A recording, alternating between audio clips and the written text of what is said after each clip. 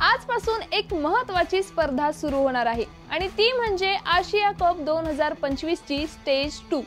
भारतीय संघ नक्कीच या स्पर्धेमध्ये सुद्धा आपला दबदबा कायम ठेवण्याचा प्रयत्न करेल, कारण बँकॉक मध्ये झालेल्या आर्चरी स्पर्धेच्या पहिल्या टप्प्यात भारताने 5 सुवर्ण, 2 रौप्य आणि 1 कांस्य अशी एकूण 8 पदकं जिंकून भारतीय संघाने आपला दबदबा कायम ठेवला होता। आणि आता किती भारतीय खेळाडू स्टेज 2 मध्ये भाग घेणार आणि कुठे हे सामने होतील, तसेच भारतीय संघ या स्टेज 2 मध्ये सुद्धा आपला दबदबा कायम ठेवेल का? हॅलो, मी मानसी। पाहूयात या व्हिडिओतून आशिया कप 2025 बद्दलची माहिती।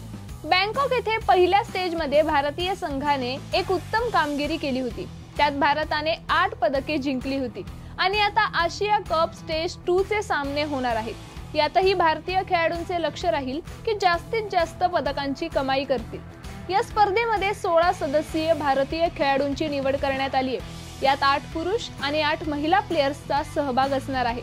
तसेच रिकर्व आणि कंपाऊंड तिरंदाजी दोन्ही स्पर्धांमध्ये सहभागी होतील। 21 देशांमधील 200हून अधिक धनुर्धारी सिंगापूरमध्ये होणाऱ्या या स्पर्धेमध्ये भाग घेणार आहेत।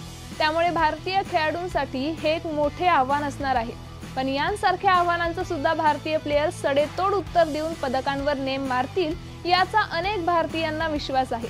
ही स्पर्धा आणखी मजेशीर होईल, कारण या स्पर्धेमध्ये अनेक रेकॉर्ड्स तुटतील, नवीन रेकॉर्ड्स बनतीलही।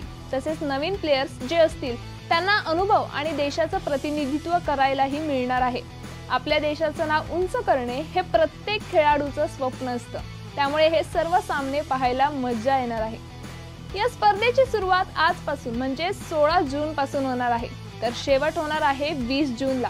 आशिया कप स्टेज 2 मध्ये भारताच्या पुरुष तिरंदाजी संघात विष्णू चौधरी, कुशल दलाल, महेश कुमावत, सचिन चेची, तर रिकर्व महिलांमध्ये तमन्ना, कीर्ती, वैष्णवी, बाबाराव पवार, तेजल राजेंद्र साळवे यांसारखे उत्तम दर्जाचे खेळाडू भारताची जबाबदारी सांभाळणार आहे।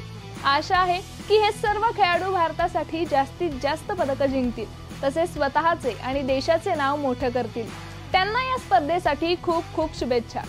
अशाच क्रीडा अपडेट्ससाठी AGC स्पोर्ट्सला नक्की सबस्क्राइब करा।